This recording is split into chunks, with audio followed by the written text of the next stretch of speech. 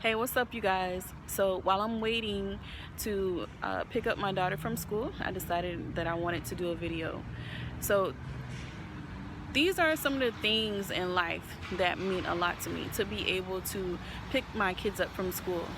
We all have to work, right? But we should be able to choose when we have to work. We should be able to choose when we can interact with our family, with our kids. And with Arise, I'm able to do that.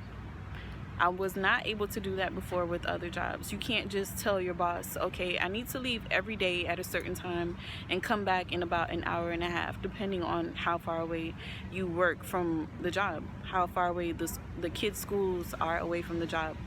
So working for Arise, working from home period, has allowed me to be able to spend more time with my kids, spend more time with my family. And I believe everyone should have a say-so in the hours that they work. They should have a say-so in when they can interact with their family on their own terms. So now with Arise, you have to understand that it is still a job. You will still be working. And there's nothing wrong with working, right? We all have to work. But we should be able to have some say-so on when, where, and how, right?